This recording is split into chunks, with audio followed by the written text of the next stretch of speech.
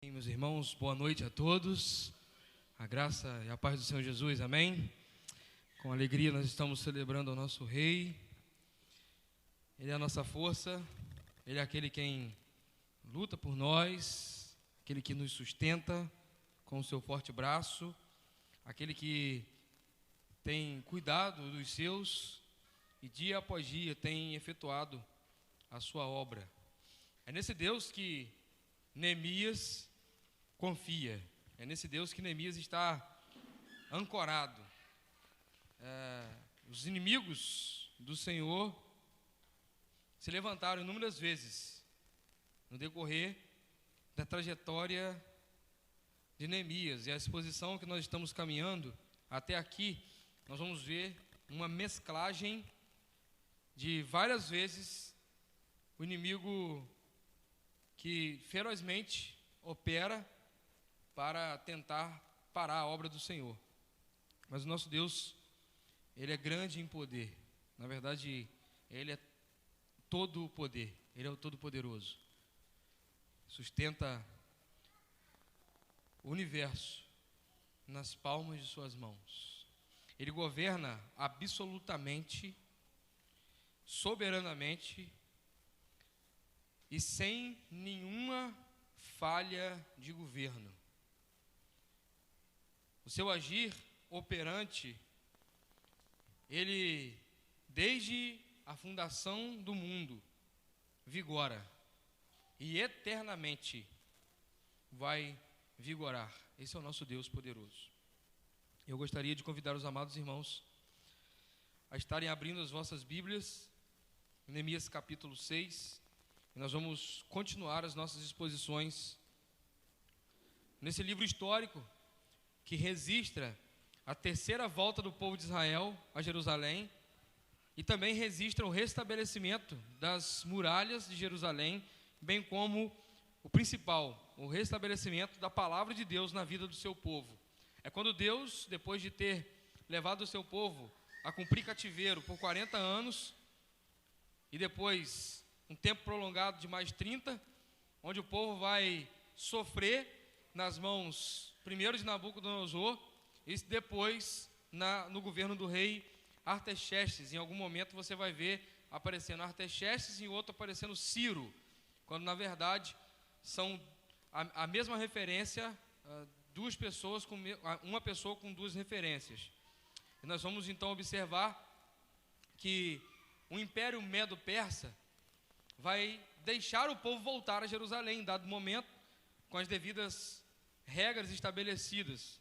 E enquanto Nabucodonosor destruía as nações à sua volta, o Império Medo-Persa ele tenta restabelecer a ordem nas nações à sua volta, de modo que aquele povo pudesse ser próspero e, consecutivamente, sendo o Império Medo-Persa o mais poderoso de todos, ele iria agariar ainda mais recursos ao seu império. Então, nós estamos situados nesse momento em que Neemias recebe uma visita dos seus irmãos, que já tinha voltado na primeira volta, ou provavelmente também na segunda com Zorobabel, e nessa segunda volta Neemias não vai, ele continua servindo ao rei como copeiro, e em dado momento ele recebe um de seus irmãos que narra para ele o que está acontecendo em Jerusalém: as portas queimadas, opróbrio, miséria, falta de segurança, instabilidade, dor, sofrimento impera sobre o povo.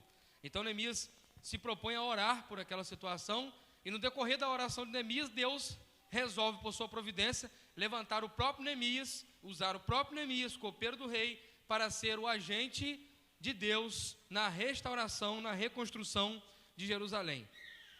Neemias, então, se dedica a ir sabiamente em direção a Jerusalém, com provisão de Deus, com cartas do rei e com autorização para usar de materiais, recursos necessários para restabelecer ali aquela obra.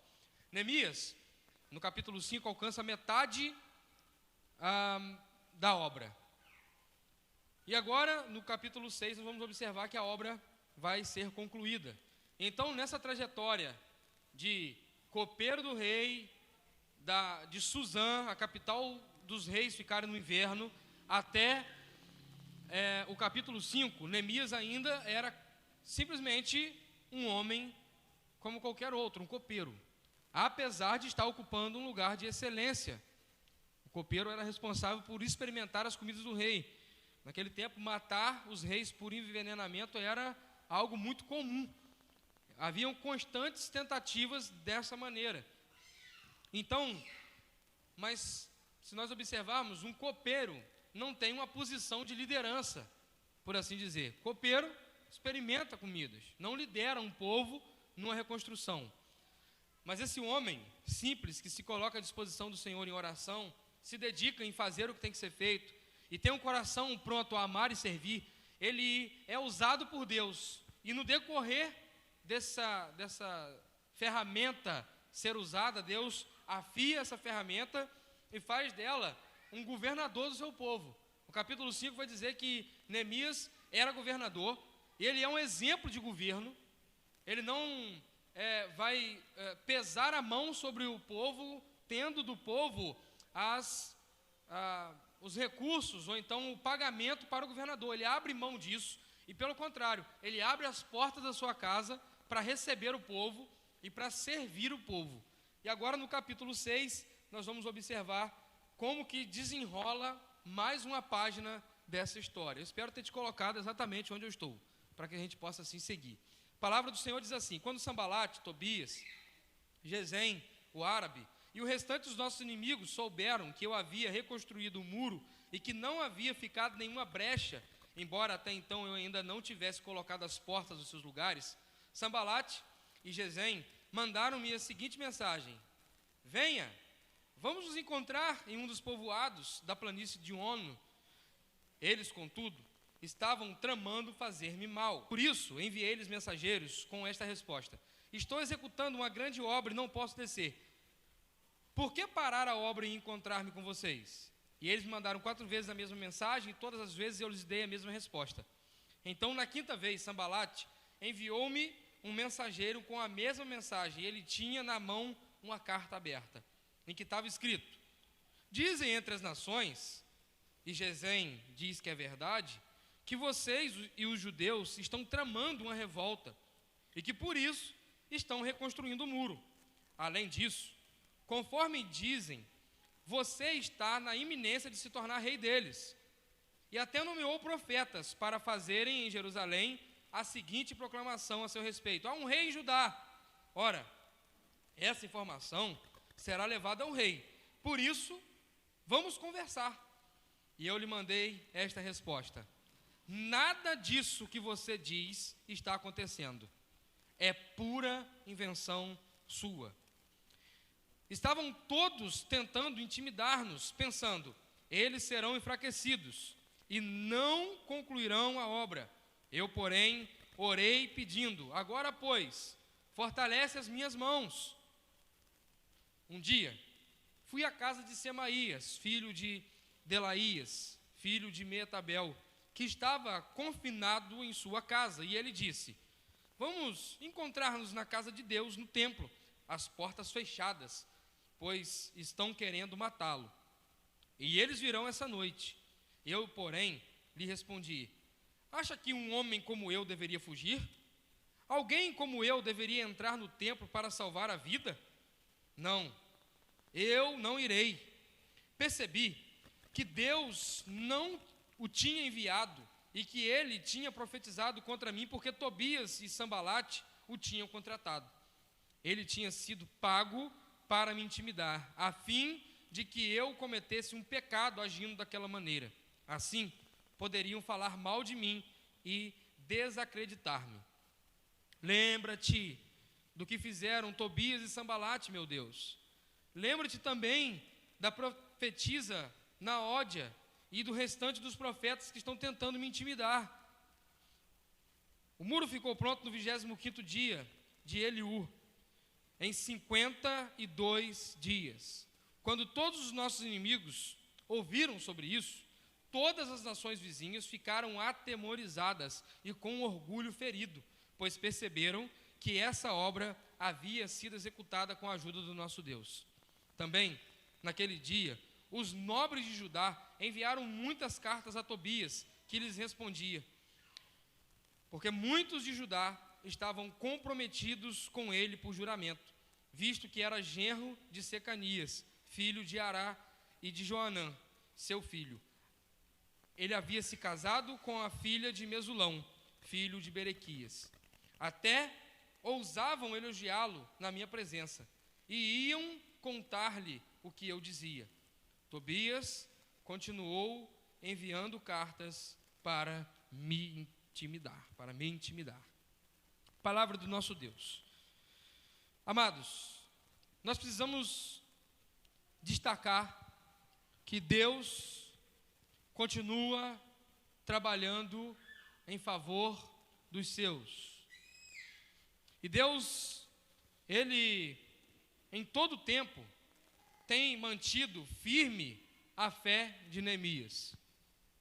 Aquela mesma fé que se dispôs a se importar com o povo, aquela mesma fé que se dispôs a se apresentar ao rei e fazer o pedido com sabedoria, aquela mesma fé que esteve determinado em botar a mão na massa e ver o que precisava ser feito sem ficar desencorajado com o desafio, aquela mesma fé que estava operando no coração de Neemias quando ele convocou o povo para a obra, e aquela mesma fé que levou o povo a começar um trabalho que era impossível aos olhos humanos. Afinal de contas, eles não tinham todos os recursos humanos necessários. Era uma obra que estava longe do alcance do povo. Uma obra que iria necessariamente exigir um compromisso, um comprometimento e uma coordenação para que ela pudesse ser executada. Nós vamos observar que desde o capítulo 3 até este referido capítulo 6, Sambalate, Tobias, Gesem, o árabe, vão ser continuamente opositores que vão tentar incomodar e interferir na obra de Deus. Nós vamos observar que de várias maneiras eles se colocaram como distrações, e nesse capítulo 6, especificamente, eles tentaram criar uma fake news para levar ao rei uma informação a respeito da reconstrução das muralhas de Jerusalém. Aquela carta ameaçando Neemias era algo que eles estavam tendo por estratégia, falar com o rei que havia um motim em Jerusalém, e por isso fazer com que o rei viesse a trazer mão de ferro e punir aqueles que estavam ali tentando reconstruir as muralhas de Jerusalém. Essa tentativa, essa fake news, ela caiu por terra quando o rei recebe a informação e o nome que vai como o tal aclamado rei em Judá foi o nome de Neemias. O rei disse, certamente, eu sei quem é Neemias. O capítulo 4 de Esdras narra essa situação em que o rei recebe uma informação que tinha uma trama em Jerusalém. E o rei avalia o que ele tinha escrito, que tinha ficado de registro sobre Jerusalém. E ele diz, não, isso aí não está acontecendo sem a minha permissão, não. Eu permiti isso acontecer. Afinal de contas, os irmãos lembram que depois que Neemias se apresenta diante do rei triste, o rei dá permissão. E Neemias pede que ele faça o quê? Escreva o quê? Cartas aos oficiais da floresta.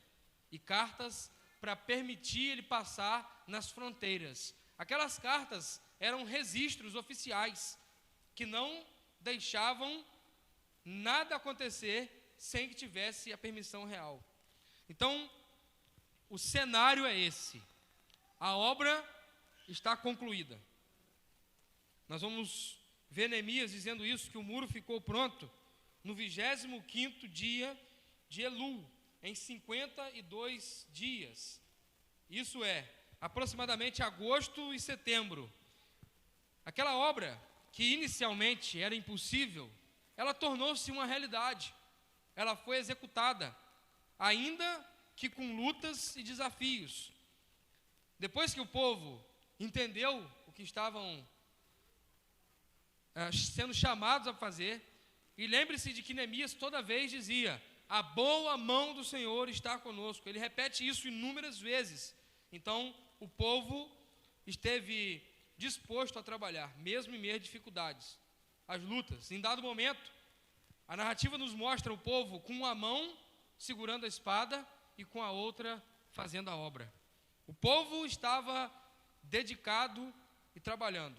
E o que nós vamos ter, irmãos, é que mesmo nós estamos focados, determinados a fazer o que temos que fazer, o inimigo, ele não para de trabalhar. O Silas Campos, ele conta uma história sobre uma irmãzinha da sua igreja. Uma irmãzinha que não falava mal de ninguém. Qualquer pessoa que chegava perto daquela irmãzinha e falasse mal de alguma pessoa, ela sempre achava uma qualidade naquela pessoa que eles estavam falando mal. E aí, certa vez, um irmão lá, bem irritado, falou assim, hoje eu vou pegar ela. E o irmão chegou para ela e falou assim, agora eu quero ver o que você tem para falar do diabo, o nosso adversário. Esse você não vai conseguir. E ela parou, pensou e disse, o diabo nunca desiste. O diabo é persistente. Na figura de Gesem, Tobias, o Amonita, e Sambalate, nós temos aqui o inimigo do povo de Deus, que está trabalhando para executar a obra que o Senhor estabelece para a vida deles. E nós vamos observar que o inimigo, ele é persistente, e ele não para de trabalhar para tentar impedir a obra de Deus. Você precisa entender, nesse tópico, que nós estamos, irmãos, antes de qualquer coisa, em uma guerra travada. O povo de Deus, ele não vive aleatoriamente, e as suas vidas não estão dentro de uma bolha, de modo que eles estão vivendo a vida, deixando a vida levá-los para onde eles querem. Nós não estamos num reino que é deste mundo, nós pertencemos ao reino de Deus, e por si só, isso já é uma afronta ao diabo. Desde que Deus nos libertou das suas garras, nos tirou da escravidão do pecado e nos transportou para o reino da luz, nós somos inimigos declarados do diabo. E ele levanta pessoas, situações e coisas para nos distrair e para nos atrapalhar no reino de Deus. Isso é um fato. Se você acha que, eu não mexo com essas coisas não, pastor, eu nem gostar de falar o nome do diabo, eu gosto. Então o diabo está me deixando quietinho no meu canto. Eu não mexo com ele, ele não mexe comigo. E os batistões, eles têm muito isso, né? Não falar muito negócio de diabo, não. Eu lembro que eu fui chamado às pressas enquanto eu estava me preparando para sair para o ensaio do louvor, lá na primeira igreja, na época da primeira igreja. Me chamaram ali rápido, olha, na minha rua, todos me conheciam por, quem sabe, Vivim, né? Vivim, corre que uma menina, vocês dois conhecem muito bem, pegou um espírito. Eles falavam assim, né? A menina pegou um espírito. E aí, vovó ligou para um senhor da igreja. Enquanto isso, eu parti para lá. E o bicho estava feroz, irmãos. Feroz. Ninguém entrava no quarto. Ele estava esparramado. E eles já tinham levado ela ao hospital algumas vezes para tomar calmante, pensando que calmante acalmaria a situação de uma possessão demoníaca. E aí, quando eu cheguei, fui avaliando a situação, vendo como que eu ia agir. Aí esse irmão chegou também. Esse irmão abriu a Bíblia e começou lendo algum texto bíblico. Eu não me recordo qual texto bíblico. E aí depois ele falou, agora vamos cantar um louvor. E foi a situação fluindo. Só que nada estava acontecendo. Aí eu me lembrei de que Jesus Cristo tinha, na sua vida aqui na terra, expulsado demônios. E como ele tinha agido. É no nome de Jesus. Sai em nome de Jesus. Nós não lutamos com o diabo achando que ele está mansinho, Eu falei de uma possessão, mas o diabo ele age de várias maneiras, irmãos. Não é só quem está possesso que é alguém que está sendo usado pelo diabo, não. Depois de um tempo, aquela menina sofreu escravizada por Satanás, não houve conversão e ela morreu endemoniada. Eu me recordo da última vez, de que a situação tomou uma proporção, foram ali, expulsavam e voltavam e levaram para o hospital. Ele levou para o hospital, deram remédio demais, o corpo dela não aguentou, ela morreu.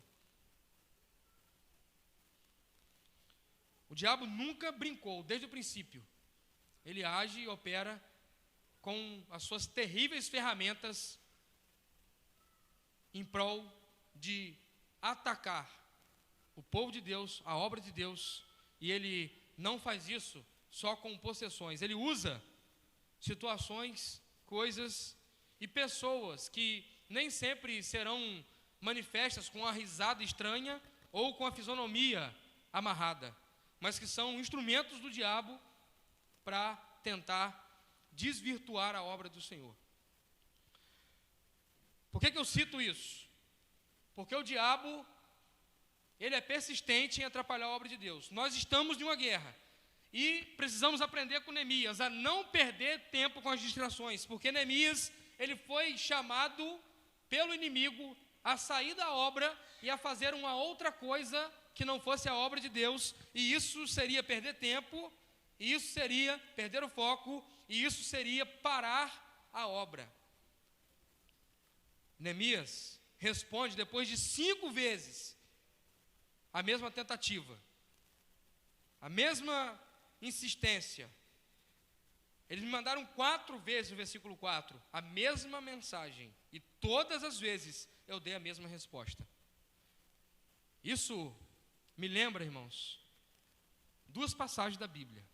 Primeiro, a passagem da tentação da mulher no jardim. O diabo insistiu com a mulher, deturpando a palavra. Deus disse para não tocar. Deus disse isso mesmo? E ele primeiro coloca uma dúvida, para distrair da verdade. E depois de colocar a dúvida, ele deturpa a palavra. Certamente Deus não disse. E por fim, ele dá a sua cartada final, quando ele leva a mulher a não acreditar na palavra. Ele convence a mulher a não acreditar na palavra. E a outra passagem que remete o diabo, o inimigo, tentando atacar o povo de Deus, distrair o povo de Deus, é quando o diabo tenta Jesus. E Jesus insistentemente responde a Satanás com a palavra. Ele não muda, Jesus não usa outro argumento, ele usa a palavra e consecutivamente dá a resposta, a mesma resposta à palavra. Por isso, nós acreditamos que a palavra de Deus, ela é inerrante, ela é suficiente e ela é poderosa. Embora os tempos assombrosos que nos atacam, com figuras que são bem expressivas na mídia, e até mesmo investem muito naquilo que eles fazem, tentam, de todas as formas, distrair o povo de Deus, a palavra do Senhor sendo pregada, tentando modificar a palavra de Deus. Neemias não cede, e ele não muda a sua resposta. Ele responde com firmeza. Na 5ª vez, foi uma carta escrita e lida, onde eles tentaram provocar em Neemias medo. E quando eles fazem isso, Neemias mantém-se de pé. E a resposta de Neemias, ele está tão firme, irmãos, no que o Senhor estabeleceu. E no próximo capítulo nós vamos ver que a palavra de Deus vai ser restabelecida na vida do povo. E para a palavra de Deus ser estabelecida na vida do povo, ela antes teve que estar estabelecida na vida do seu líder. E ele então mantém-se firme. No versículo 8 ele disse: nada do que você diz está acontecendo. é pura invenção sua. Agora me responda, irmãos.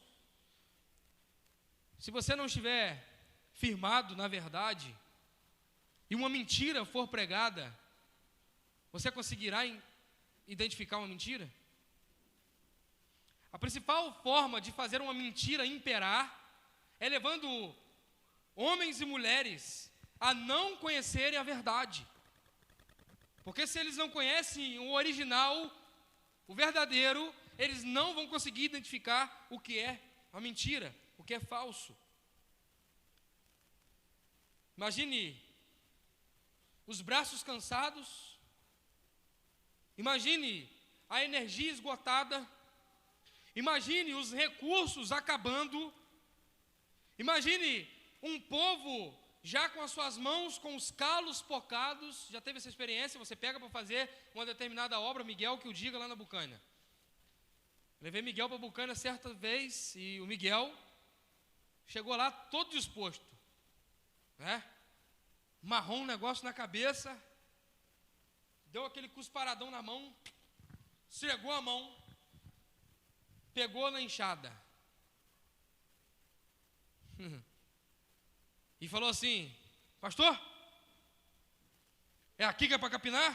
Eu falei: é aí mesmo. Foi Miguel, pegou lá na beirada da cerca para trazer até no rumo da casa. Miguel dá enxadada e escora na cabeça do enxadão aqui, ó. E olha para o tempo. Dá enxadada, escora, toma água. Quando Miguel subiu para a varanda, as mãos dele estavam em carne viva. Já tinha dado calo, e é quando o calo poca, né? Dá o calo e o calo poca. Não é só dar o calo. O pior problema é quando ele poca. Agora você imagina o povo trabalhando, já tinha dado calo, já tinha pocado o calo, e carne viva na mão, e então começam os burburinhos do inimigo, dizendo: ó, o rei está sabendo, hein? Vocês estão fazendo um motim.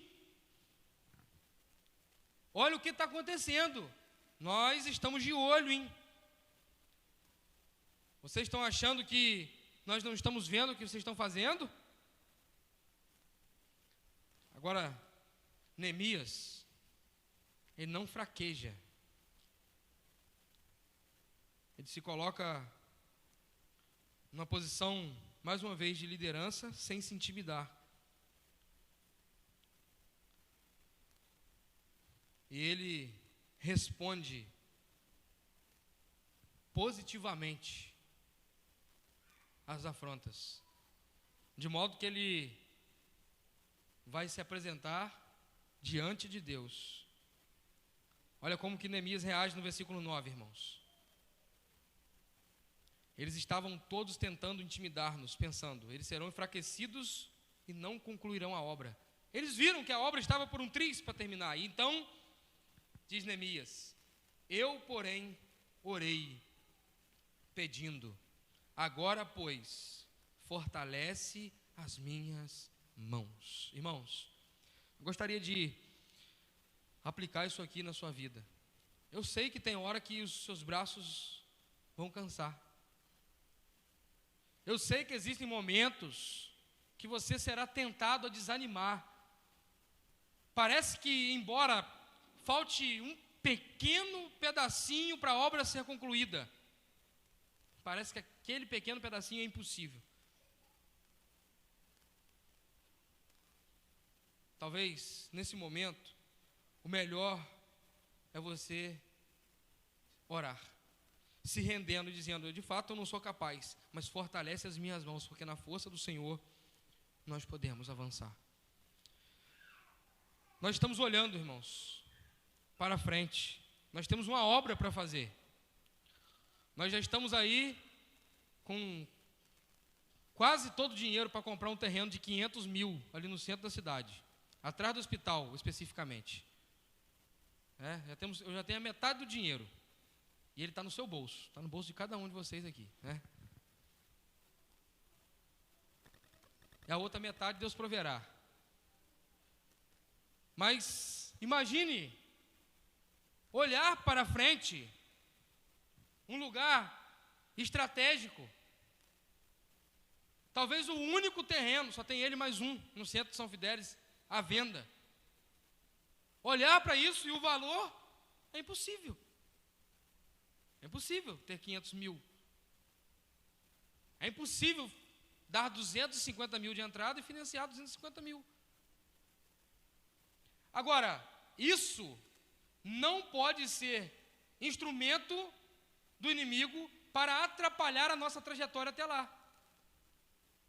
A minha expectativa é a seguinte: eu ainda não cheguei lá, mas eu quero continuar caminhando.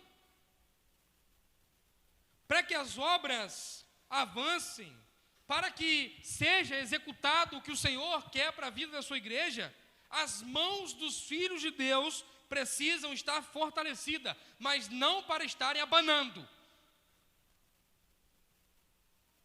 Deus não fortalece as mãos de ninguém para elas ficarem abanando.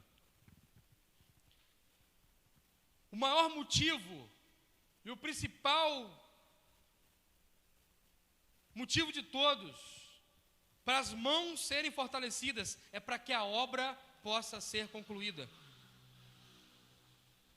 Nós não podemos desanimar, faltando pouco ou muito, Deus há de fortalecer as nossas mãos, as mãos do seu povo, para que o povo continue trabalhando. Mãos à obra. Continuemos a trabalhar.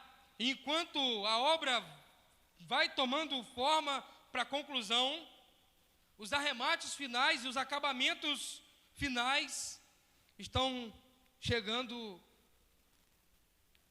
para serem colocados. Neemias vai visitar um profeta. Versículo 10 até o versículo de número 14 é a visita ao profeta. E quando ele visita o profeta,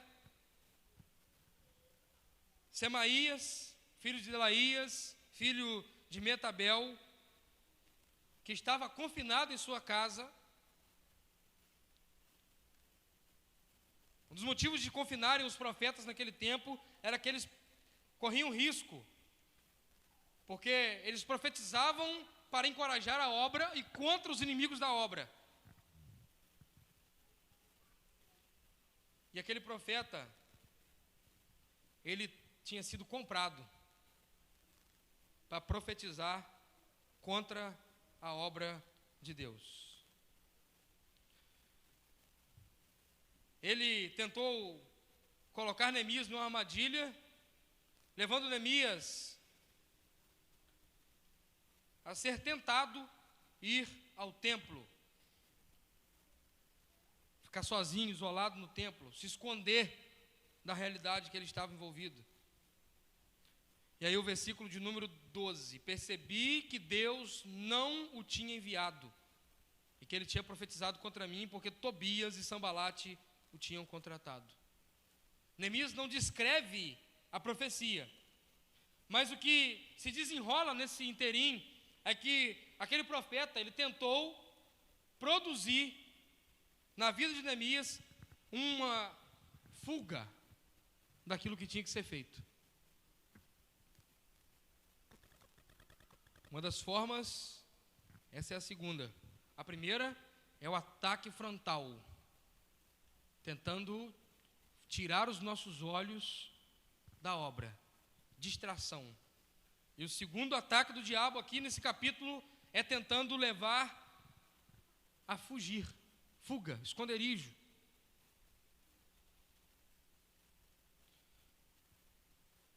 E Neemias responde mais uma vez com firmeza.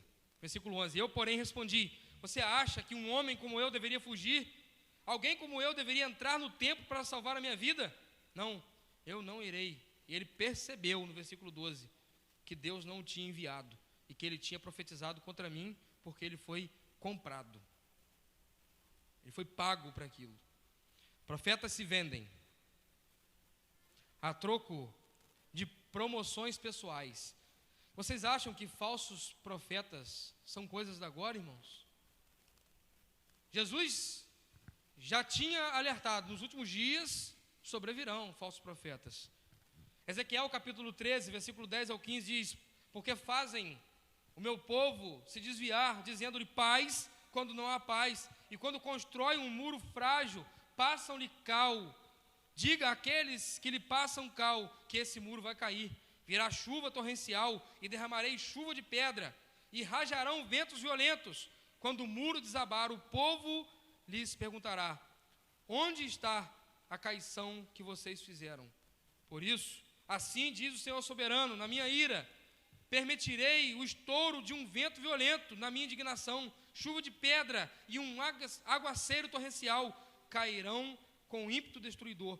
Despedaçarei o muro que vocês cobriram de cal e o levarei ao chão, para que se desnudem os seus alicerces. Quando ele cair, vocês serão destruídos com ele e saberão que eu sou o Senhor. Assim esgotarei a minha ira contra o muro e contra aqueles que cobriram de cal. Direi a vocês: o muro se foi, bem como aqueles que cobriram de cal. Os profetas anunciavam falsos dizeres e queriam provocar na vida do povo ensinamentos errôneos. E Deus diz que vai trazer punição sobre os falsos mestres. A figura de um profeta vendido, em Neemias capítulo 6, nos aponta para toda a história bíblica de que falsos ensinos, falsos profetas e falsos ensinamentos vieram para atacar a vida do povo. Miqueias capítulo 3, versículo 5, na Bíblia King James, diz assim: portanto, assim diz o Senhor, concernente aos profetas que induzem o meu povo ao erro, desviando-os do caminho, quando se lhes é oferecida uma boa refeição, proclamam paz, prosperidade, contudo, pregam guerra contra aqueles que não lhes empanturram de comida. Mateus capítulo 7, versículo 15 ao 20, Jesus disse: cuidado com os falsos profetas, eles vêm a vocês vestidos de peles de ovelhas, mas por dentro são lobos devoradores. Vocês os reconhecerão por seus frutos. Pode alguém colher uvas de um espinheiro ou fígados de ervas daninhas? Semelhantemente, toda árvore boa dá frutos bons, mas a árvore ruim dá frutos ruins. A árvore boa não pode dar frutos ruins, nem a árvore ruim pode dar frutos bons. Toda árvore que não produz bons frutos é cortada e lançada no fogo. Assim, pelos frutos vocês os reconhecerão. Nós precisamos estar atentos, amados irmãos, a manter-nos firmes na palavra de Deus, porque é a palavra de Deus que sustenta as nossas vidas para continuarmos fazendo a obra do Senhor. 1 Timóteo capítulo 6, versículo 3 ao 5. Se alguém ensina falsas doutrinas e não concorda com essa doutrina do nosso Senhor Jesus Cristo e com o ensino que é segundo a piedade, é orgulhoso e nada entende. Esse tal mostra um interesse doentio por controvérsias e contendas acerca de palavras, que resultam em inveja, brigas, difamações, suspeitas malignas e atritos constantes entre aqueles que têm a mente corrompida e que são privados da verdade, os quais pensam que a piedade é uma fonte de lucro. Jeremias, capítulo 23, versículo 32. Sim, eu sou contra os que profetizam sonhos falsos, declara o Senhor. Eles os relatam com as suas mentiras irresponsáveis e desviam o meu povo. Eu não os enviei, nem os autorizei. Eles não trazem benefício algum a esse povo, assim diz o Senhor. 2 Pedro, capítulo 2, versículo 1 ao 3. No passado, surgiram falsos profetas no meio do povo, como também surgirão entre vocês falsos mestres. Eles se introduzirão secretamente com heresias destruidoras, chegando a negar o soberano que os resgatou, trazendo sobre si repentina destruição. Muitos os seguirão e acompanharão os seus caminhos vergonhosos, e por causa deles será difamado o caminho da verdade. Olha isso. Por causa deles será difamado o caminho da verdade. Em sua cobiça, tais mestres os explorarão com histórias que inventaram. Há muito tempo a sua condenação paira sobre eles e a sua destruição não tarda. A figura, irmãos, de Semaías é representada aqui nesse texto numa gama de falsos mestres durante toda a história do povo de Deus, até nos dias de hoje, que se levantam comprados, se não por alguém, por suas próprias cobiças. Eles estão cegos, o seu entendimento está entenebrecido, e eles agem enganando o povo de Deus para a finalidade de lucros pessoais. Olha o que está envolvendo o falso profeta aqui, o que está envolvido aqui, irmãos? Dinheiro. Semaías foi comprado. Passe a observar, irmãos, se não todos, quase todos falsos mestres estão no caminho do enriquecimento pessoal. Pode observar. Observe mais a fundo um pouco e veja se a maioria dos desvios doutrinários não envolvem riqueza pessoal de líderes. Essa é uma denúncia que a palavra de Deus nos traz à luz do texto que eu li. Eu não estou inventando um tópico na minha pregação para tentar combater falsos mestres. Neemias foi colocado em situação de risco quando um falso mestre se levantou, um falso profeta se levantou para profetizar uma falsa mensagem. Assim como cristãos nos dias de hoje são colocados em risco quando se levantam falsos mestres e os atacam com suas falsas profecias. Irmãos, eu preciso te dizer, você não é inocente quando um falso mestre se levanta e você dá ouvidos para ele profetizar. Falsos mestres são acusados primariamente, mas ouvintes que emprestam seus ouvidos para fazerem as suas profecias vigorarem, também devem ser denunciados. Neemias não cedeu a uma falsa profecia, ele não se deixou enveredar por uma falsa profecia, e ele continuou firme no Senhor, porque no versículo 12, eu percebi, diz Neemias, que Deus não o tinha enviado. Muitas vezes o povo está tapando os olhos, está na cara que Deus não levanta pastores divorciados e recasados inúmeras vezes, e nós precisamos ser categóricos quanto a isso. Está na cara que Deus não levanta pastores para se enriquecerem à custa do povo, e nós precisamos ser firmes nessa denúncia. Homens que em determinado momento de suas vidas não querem mais servir ao povo, mas serem servidos do povo. Neemias, no capítulo 5, diz: eu sou governador e quero servir o povo. No capítulo de número 6, o profeta diz: eu sou um profeta e quero ser servido do povo. Preste bem atenção, pare de dar ouvido, auditório, divulgação. E eu agora defini, irmãos, qualquer um, seguidor de falsos ensinos, de heresias, de desvios doutrinários e são fidelis que vier reclamar ao meu ouvido, eles receberão a mesma resposta: você é culpado disso. Se conhece a verdade, está vendo o erro, e está ali, domingo após domingo, mão no bolso, ó, só turrão. Estou falando de R$2 não, irmão, estou falando de turrão.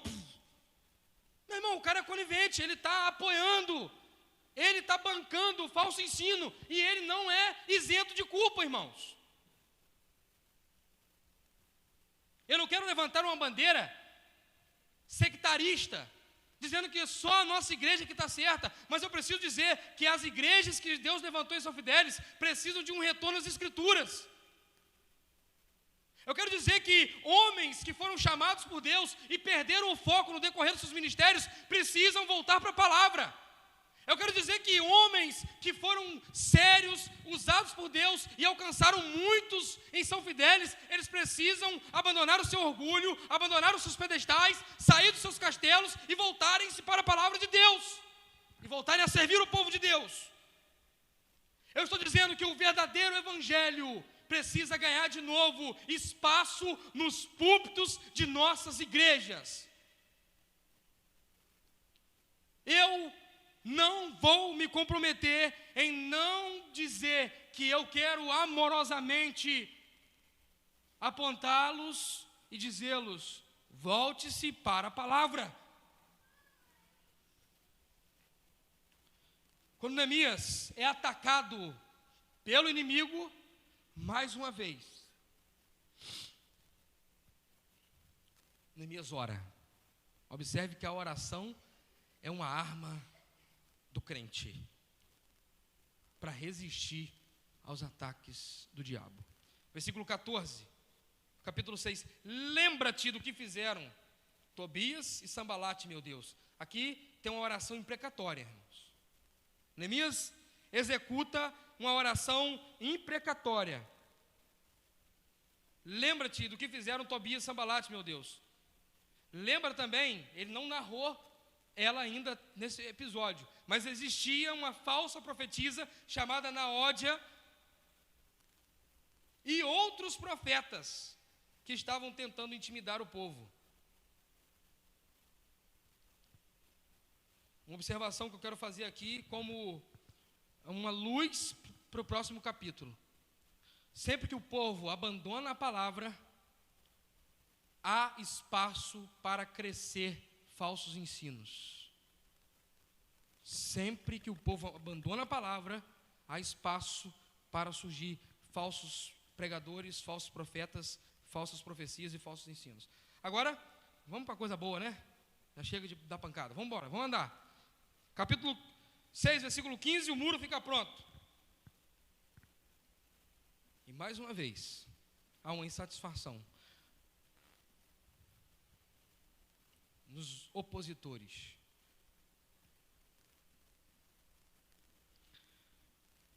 Em detrimento de todos os riscos, desafios, lutas, provações, afrontas e intimidações, o muro ficou pronto. Alguém já disse, melhor do que começar alguma coisa é terminar o que começou. Você imagina quando o último tijolo foi colocado? Aquele último tijolinho. Você imagina, irmãos, depois de tudo pronto, o povo celebrando a festa no arraial. Espadas batem nos escudos, as trombetas soam, e o povo está certo de que a boa mão do Senhor está com eles. Não há mais dúvida. Se tivesse qualquer um duvidando de que Deus estava operando, ali acabou a dúvida. Meu irmão, a obra está concluída, o que mais nós vamos duvidar? Deus está trabalhando.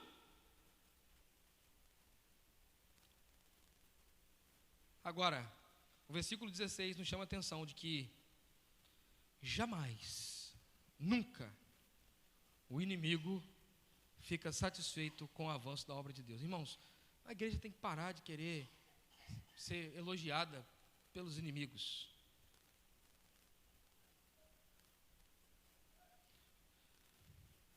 Agora nós vamos ser elogiados. Na busca por cair na graça do povo, muitas igrejas comprometeram a verdade e a obra do Senhor.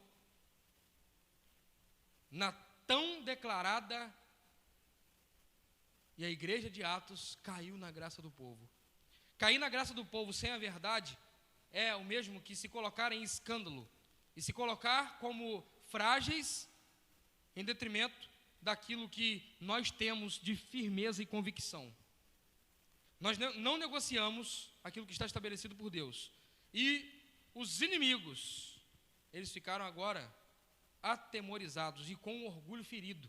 Olha como que Neemias usa uma palavra aqui interessante. E com orgulho ferido.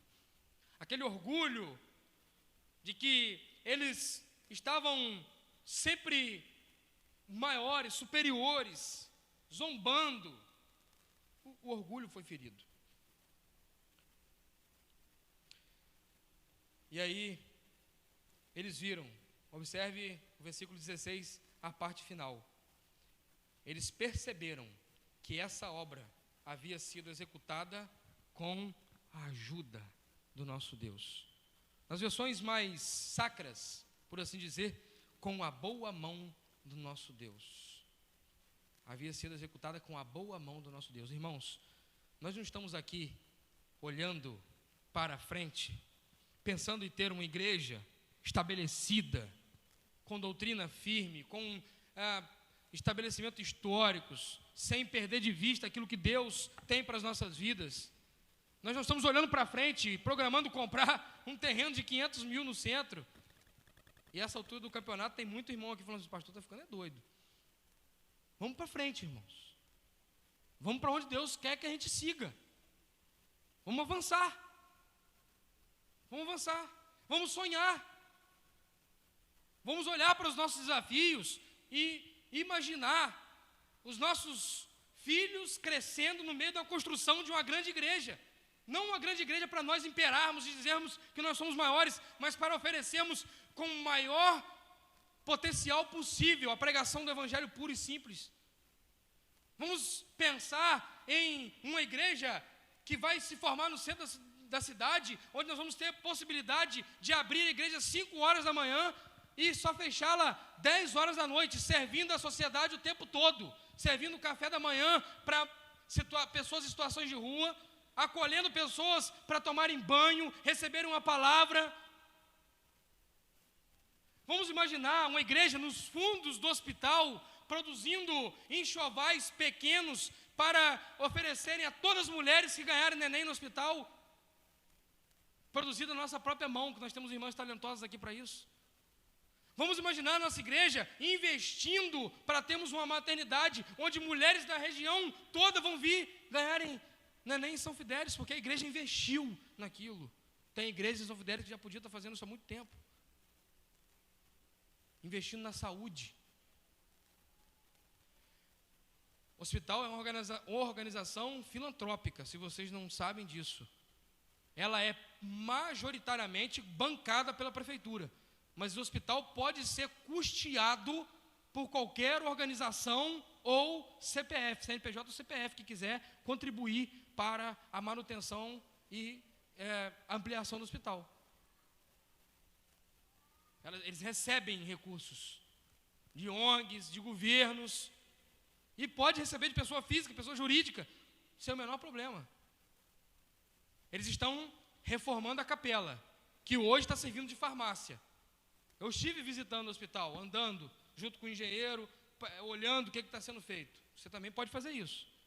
É seu dinheiro. No final das contas, você paga imposto, e isso deve ser devolvido em saúde, educação, saneamento e tudo mais. Tudo aquilo que a gente deve exigir dos políticos que estão se colocando em candidatura agora, tá, irmãos? Então, a capela, ela está servindo de farmácia, vai ser feito um novo auditório, uma nova capela, é chamada de capela ecumênica. E aí, quando ficar pronto, perguntou assim ainda, imagem, como é que faz? Olha, se você quiser ser mais neutro possível, não coloque imagem. Embora a maior parte da diretoria do hospital seja católica, aqueles que estão se dedicando em manutenção administrativa. Mas, por exemplo, coloque o credo dos apóstolos. Escreva numa parede bem grande o credo dos apóstolos. Faz uma menção naquilo que nós cremos historicamente como cristãos. E aí, quando aquela capela ficar pronta, eu vou fazer um culto lá, pelo menos uma vez por semana, para receber os funcionários, os acompanhantes. E o que a igreja deve agir com relação a isso? Olhar para uma grande obra que está impossível aos nossos olhos e reconhecer como impossível aos nossos olhos é um empurrão para a gente ir na direção de Deus e dizer que somos dependentes dele para que a obra seja executada. A boa mão do nosso Deus havia executado a obra. Imagine, irmãos, todo garoto tem um sonho, né? Natan, com a sua chuteira do Homem-Aranha, tem um sonho de ser jogador de futebol, né?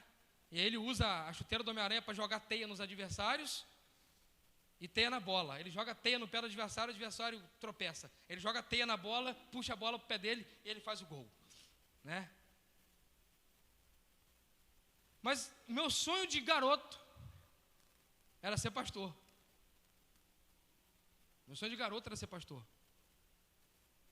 E hoje, o meu sonho de pastor é poder tornar real algo que eu vejo na palavra de Deus e olho para a necessidade à minha volta de ser estabelecido. Ah, pastor, que história é essa de uma grande igreja? Que isso, que bobice é essa, irmãos? Nós não queremos fazer isso para nosso envaidecimento, para o nosso nome. Nós nem sabemos o nome que vamos colocar ainda. Nem sei se precisa de um nome tão espantoso. O que eu sei é que Deus, nesse tempo, tem nos chamado para servir e amar a nossa comunidade. Isso que eu sei. 17 até o 19, Neemias nos apresenta aquela antiga configuração do capítulo de número 4, onde os nobres, alguns dos nobres, eles não se sujeitaram à obra, eles não se envolveram à obra. E esses nobres eram os informantes através de cartas a Tobias, porque eles estavam comprometidos por juramento. Havia ali um pacto, julgo desigual. Olha como que Neemias vai denunciando, Miguel, aos poucos os erros. Desvio da palavra, surgimento de falsos profetas, julgo desigual. Ele vai combater o julgo desigual agora à frente. Nós vamos ver nos próximos sermões. E aqui ele vai dizer: mesmo Deus trabalhando continuamente na vida do seu povo, nós vamos observar que as objeções, elas surgem, e inclusive surgem de dentro. Todos os desafios, amados, nos chamam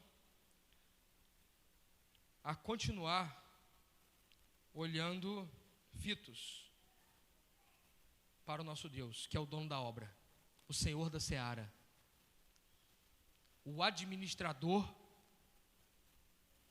do empreendimento, o soberano Deus que com a sua boa mão executa em favor do seu povo. Eu quero ler o último texto. Quero ler o último texto com os irmãos. 1 Coríntios, Miguel, coloca aqui na tela para a gente. 1 Coríntios, capítulo 15, versículo 58. Vamos ler juntos, irmãos. Bem forte. 1, 2, 3. Portanto, meus amados irmãos, mantenham-se firmes e inabaláveis, sejam sempre dedicados à obra do Senhor, pois vocês sabem que no Senhor o trabalho de vocês não é inútil. Em tudo que você tiver que cansar os seus braços, as suas energias, a sua inteligência, o seu conhecimento, a sua capacitação, canse, dedique-se e empenhe-se na obra do Senhor. Isso não é vão. Suas mãos, seu bolso, o seu talento, a sua capacidade natural, o seu dom, tudo em você deve ser canalizado em estar firme, trabalhando em prol da obra do Senhor. Existem aqui sentados no nosso meio jovens, quase na sua maioria, adultos. Depois de 35 anos não é jovem mais não, tá? É adulto, tá, gente? Passou de 35 é adulto, tá? Mas eu quero dizer para cada um de vocês, seja qual for a idade, crianças, presta atenção. Tudo que Deus nos coloca à mão deve ser feito com total dedicação. Quando vocês sentam aqui, crianças, aqui ó, no nosso banquinho do ensaio, né? O banquinho do ensaio do louvor é aqui, ó. As crianças sentam aqui, enfileiram. Vamos ter que daqui a pouco aumentar, né? É bom que vai aumentando o púlpito também. Já não está cabendo todo mundo aqui. O dia que vem todo mundo, se sentar em volta aqui já não dá, né? Fazer um círculo. Preste atenção, quando vocês sentam aqui, crianças, vocês devem fazer com total dedicação, sabendo que vocês estão fazendo para o Senhor, para Deus. Não é para o pastor, não é para a igreja, não é para a tia Jana, é para Deus. Quando você vem abrir igreja, irmão, você vem certo de que você está abrindo a igreja para o Senhor. Quando você vem limpar a congregação, você vem certo de que o seu trabalho está sendo apresentado ao Senhor. Quando você faz o café, quando você compartilha nas mídias sociais as nossos cartazes, os nossos versículos, nossa divulgação, você está fazendo aquilo para o Senhor. Não é nada sobre nós, não tem nada a ver com nós, não é nada com a finalidade de nos mostrar, mas com a finalidade de apontar diretamente para o Senhor. Nós precisamos entender que nós não estamos aqui, irmãos, fazendo a obra com o intuito de que algum dia alguém vai bater na nossa costas e vai dizer: ah, que beleza, você é o cara. Nada para nós. O salmista disse: não a nós, Senhor, não a nós, mas ao teu nome dá glória. Continue trabalhando firme. Sabe que em qualquer idade que você tenha, com a força que você tem, você pode ser muito útil para servir o Senhor. E você é muito importante na obra de Deus. O muro terminou, mas se você imagina todo mundo trabalhando no muro, homens, mulheres, crianças, jovens, senhoras, senhores, a obra foi feita, porque Deus levantou o povo todo, num só corpo. A gente vai ver agora, na próxima pregação, num só corpo o povo está junto. E eles vão ouvir a palavra de Deus, eles vão trabalhar e se dedicar a servir a Deus através da sua palavra. Amém? Vamos à frente, vamos trabalhar, vamos servir, vamos amar, vamos colocar nas mãos do Senhor a obra, porque a obra é dele. Nós somos só instrumentos, somos só ferramentas. Ferramentas não trabalham por si só. Ferramentas devem estar amoladas, preparadas para serem usadas, para quando o Senhor da seara apanhar para usar, ela está pronta. E você deve fazer isso de duas maneiras: se dedicando na leitura da palavra para a santificação e orando para que Deus possa fortalecer a sua fé, te encorajar para que você venha se envolver na obra do Senhor. Vamos fechar os nossos olhos, vamos orar nesse momento. Logo em seguida, o irmão Miguel vai estar trazendo louvor e você vai terminar louvando ao Senhor, e depois em oração silenciosa nós vamos encerrar o culto nesse momento de louvor final. Temos aqui um cafezinho, temos aqui, né, um queijo meia cura, um restinho dele. Você pode dar uma bicadinha ali. Mateus trouxe um queijo meia cura. Isso é coisa de chique. Queijo meia cura. Eu como queijo frescal. Como é que é? Queijo Minas, né? Queijo furadinho. Agora queijo meia cura, né? Então você não sai correndo não. Dá uma molhadinha no bico no café, tá especial. Come um pedacinho de queijo ali, e tem esse momento final aqui de comunhão. Feche seus olhos e vamos falar com o nosso Deus. Deus, obrigado, Senhor, por sua palavra. Eu não tenho palavras em mim para declarar ao Senhor quão maravilhosa é a sua palavra no meu coração, Deus. Deus, o que seria de nós sem a sua palavra, Deus? Por isso eu te peço que essa palavra tenha sentido aplicado à vida do seu povo, por intermédio da ação do seu Espírito Santo, que o Senhor possa trazer o impacto necessário a cada coração, e que a partir de corações transformados por sua palavra, nós possamos ver, ó Deus, um povo conciso, um povo convocado, um povo envolvido, um povo aplicado a servir e amar e a trabalhar no reino do Senhor, ó Deus. Pai, prepare nossas mãos, fortaleça-nos, ó Deus, com a sua palavra. Pai, aqueça o nosso coração à obra com a sua palavra, ó Deus. Deus, abra os nossos olhos ao horizonte que está à nossa frente com a sua palavra, e que tudo possa ser motivado, encorajado, orientado por sua palavra. Em nome de Jesus que nós oramos. Amém e amém.